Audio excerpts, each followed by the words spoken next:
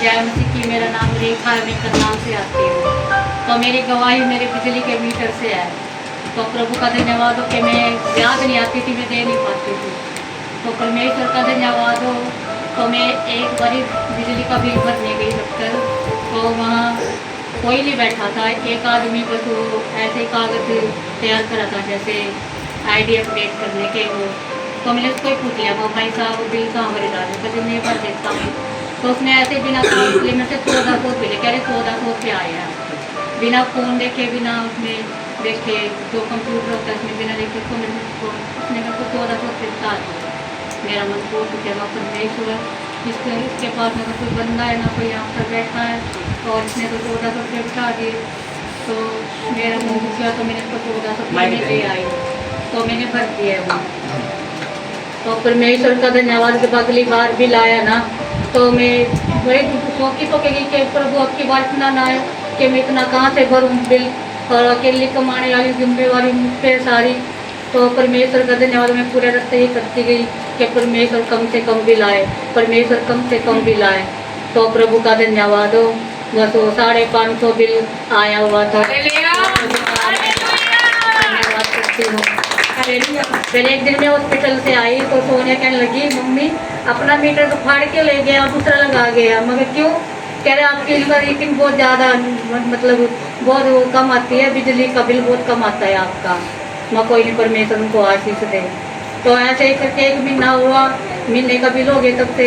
तो मैं फिर से भरने गई, तो परमेश्वर का धन्यवाद करती है, प्रार्थना करती है कि परमेश्वर कम से कम आए, क्योंकि उन्होंने मीटर दूसरा लगा दिया है, अब तो और भी ज़्यादा आएगा। तो परमेश्वर का धन्यवाद हो, 350 आया। परमेश्वर का धन्यवाद हो। पर फिर मेरे घर में सफेदी पेंट हुआ, तो मेरा सामान बाहर पड़ा हुआ था, सामान बाहर रखा था। एक आदमी आया मोटा सा, तो कहने लगा ये सामान आपका है? हाँ जी मेरा है। और मशीन कूलर बाहर रखे, फिर तो हमने बैग दिया था क्योंकि ख़राब था। तो परमेश्वर का धन्यवाद, वो लिख के चला गया। उसके जाने के बाद मैं यार इन पर बेटे पर इतना भड़की कि तू सामान को ऐसे घेर के रखता है, तू अंदर नहीं रख सकता, और बिल फिर से इतना आएगा, इतना आएगा। तो मैं फिर बिल भरने गई, तो परमेश्वर का धन्यवाद हो, मैं गई 98 रुपये बिल आया। खुदा महान है, अपने बच्चों की वो प्रार्थना सुनता है, वो साथ रहता है। प्रार्थना करती हूँ कि सबका बिल कम से कम आए। सारी महिमा 300। अच्छा, और किसका कम आया? तुम्हारा कितना आया सीना? 270। वेरी गुड, तालियां बजाए सब अपने लिए। मेरी गवाही है कि परमेश्वर ने मुझे, मतलब बहुत दिनों से ना मेरे घर में ना फ्रिज नहीं था, मेरा आटा वगैरह सब कुछ खराब हो जाता था। तो परमेश्वर ने मुझे एक नए फ्रिज से ब्लेस किया। तो मेरे हस्बैंड जा रहे थे, जैसे जागरण कीर्तन करते हैं वो काम है उनका, तो वहाँ जा रहे थे। इनकी और मेरी थोड़ी सी अनबन हो गई थी, हम बोल नहीं रहे थे एक दूसरे से। ये चले गए मुझे बिना बताया, मुझे पता भी नहीं था कहाँ गए कहाँ नहीं। प्रोग्राम पे गए, जाते जाते इनका मतलब एक्टिवा से ना एक्सीडेंट हो गया। वो एकदम से कट मारा ना, ट्रक बिल्कुल जितनी दूर ये है ना कीबोर्ड, इतनी दूर ही आके रुका, और एकदम से सारा पैर सूजा पड़ा है। पर परमेश्वर ने बहुत ज़्यादा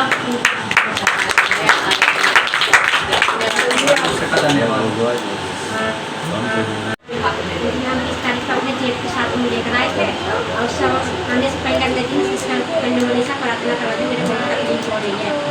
मैंने प्रार्थना भी करवाई, चंगाई भी हुई। 20 तारीख जब घर जाने के बाद रात को फिर आए बाहर, जब रात को बाहर आराम से बोलो, और घबराओ ना, बोलो सबको जय मसीह की, आराम से बोले, समझ गए? जब हम गवाही देते ना, तो हमारी ना गवाही को समझ आना चाहिए। सभी बहन भाई हैं और सभी खुल के बोले, अगर हम खुल के देंगे खुल के, आप सबको जय मसीह बोले, आराम आराम से बताए, समझ आए?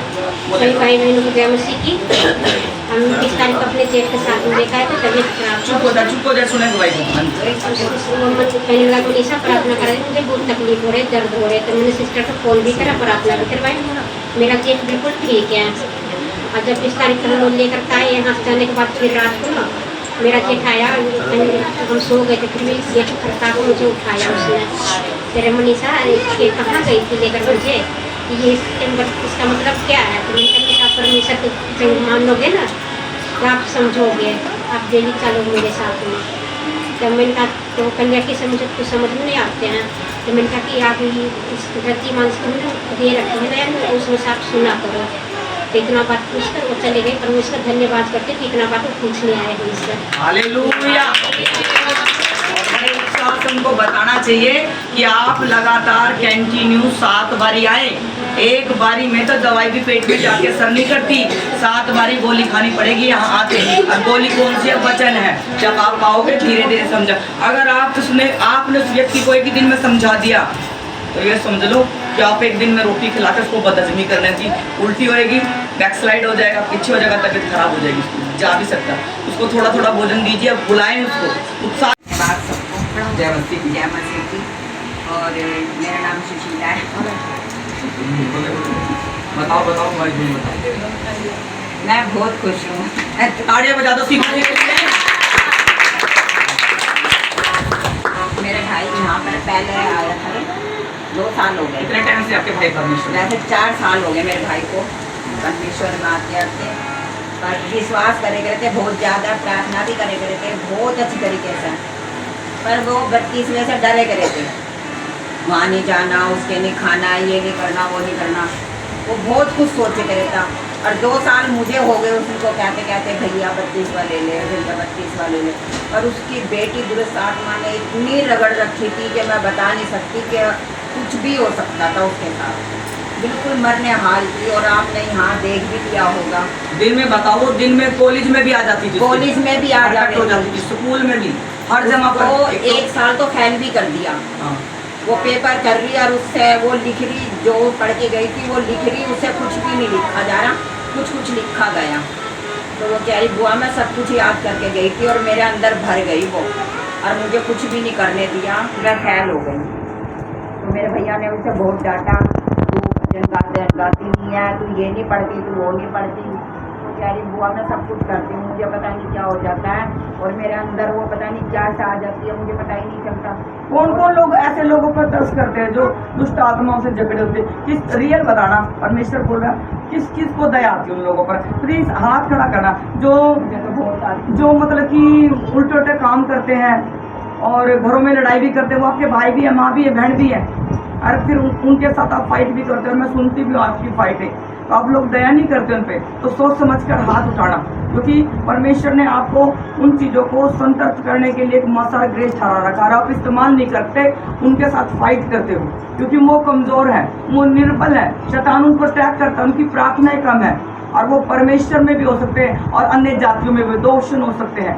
तो आप उन पर दया वाला हृदय मांगे। ए परमेश्वर, तू मुझे अपने दया से भर दे, अपने दीन से भर दे, जिससे मैं उसकी सारी सहन करके आज ही तुरंत ही उसके जीवन को बदलने वाली हो जाऊं। जितना मर्जी भी कुछ कहे, मैं सहन करने वाले, पर एक दिन उसको लाऊंगी जरूर, एक दिन मैं 32वां दिलवाऊंगी जरूर। ये तेरी सामर्थ और शक्ति से हो सकता, ये मनुष्य से नहीं, ना बल से, ना ताकत से, तेरी आत्मा के द्वारा होता है। तो जब आप ऐसा करोगे और अपने हृदय को दीनता और नम्रता और प्रेम से भर लोगे, सहन करते हो, एक दिन वो भाई और मम्मी, आपका परिवार, बच्चे 32वें के लिए आ रहे। जोर से तालियां। 24 में मैं वहाँ गई थी अपने घर, तो ऐसे ही वे प्रार्थना कर रहे थे, तो कहने लगे बहन तू भी बैठ जा। मैंने कहा ठीक है। मैं बैठ गई, बैठने के साथ ही मेरी भतीजी के अंदर एकदम भर गई, वो मुझे देखते के साथ ही कह रही तू आ गई तू मुझे छुड़ाने के लिए। मैंने कहा मैं तो कोई भी नहीं हूँ, मैं तो साधारण ही हूँ, मैं क्या हूँ, मैं तो कुछ भी नहीं, तू मुझे क्यों कह दिया? तो क्या नहीं, तू ही नाश कर रही है इस घर का, तू ही नाश करने आई है, तू मुझे ले जाने के लिए आई है। मैंने कौन कहता आपके घर में तू नाश कर दिया?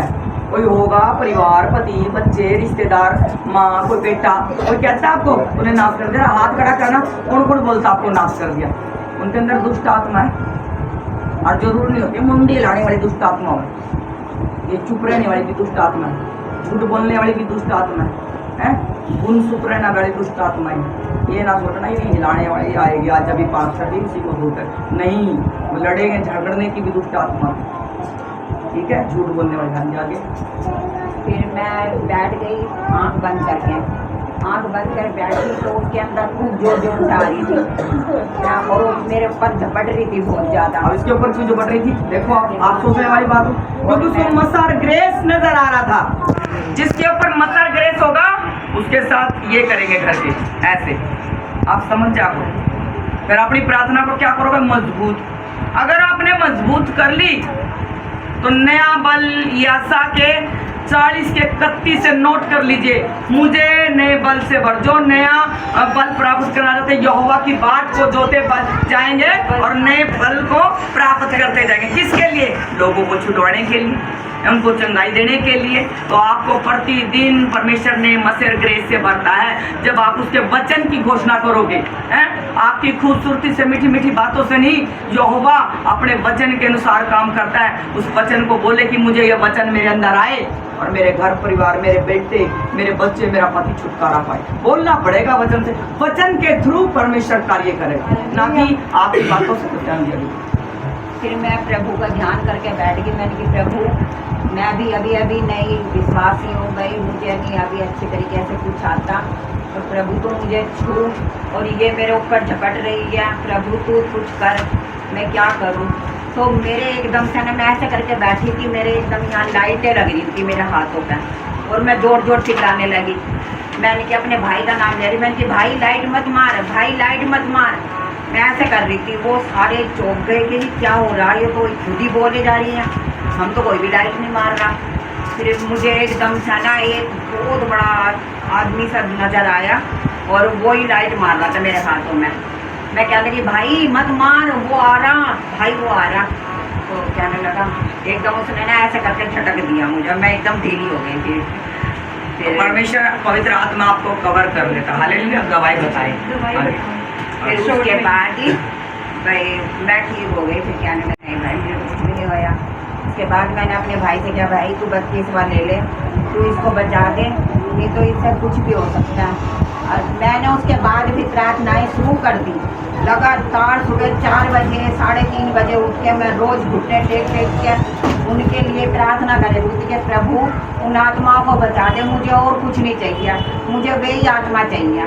वो पूरा घराना 32वां ले लिया। मैं रोज रो रो के कहती थी, आज प्रभु ने मेरी वो सुनी है। मुझे 2 साल हो गए वैसे करते करते। अब ज़्यादा बढ़ गई थी मेरी प्रार्थना। मैं इस साल फिर गई थी, फिर मैंने गया तो मैं उनके घर में घुसी ना, मैंने ऐसे पैर रखा ना, मुझे बहुत ही अजीब घर लग रहा था। मैं डर रही थी उस घर में बढ़ती हुई। मैंने अपने भाई से कहा भाई मैंने कि तुम्हारे घर में बहुत बुरा होने वाला कुछ। मैंने कि तू 32वां ले ले। कहने लगा बहन प्रभु की मर्जी। मैंने प्रभु बहुत चाह रहा, तू बड़ा आ गया, तुझे आना पड़ेगा, तू मुझे अपनी बहन समझता है ना, मैं रियल में तो हूँ तेरी बहन, मगर वैसे भी तेरी बहन हूँ अब मैं, मसीह वाली। हालेलुया। और परमेश्वर का धन्यवाद। परिवार ने बपतिस्मा लिया, तालियां बजाएंगे। तो बहुत सोना था मम्मी के पास, तो मम्मी यही कहती थी कि इस घर में आई तो जैसे जैसे रस्ते बढ़ती गई, इतने दुख मैंने झेले तो मेरी एक भी चीज़ नहीं रही। तो मम्मी को ऐसे कहते तो मेरी बहन ने कुछ भी नहीं कहा, घर में अचानक ही ना 2 रिंग लाई और कहती मम्मी ये तुझे पसंद है? तो कहती है हाँ ठीक लग रही है। कहती चल मैं तेरा साइज करवा दूँगी, इसको तू रख ले। परमेश्वर ने 2 सोने की गट्टी से मम्मी को कितने साल हो गए, मम्मी को 35 साल हो गए कभी इतनी। तो परमेश्वर ने अनुग्रह दिया। परमेश्वर ने कहा सोना भी मेरा ही है और चांदी भी मेरी है, परमेश्वर ने हमें दी। मैं प्रभु का धन्यवाद करती हूँ।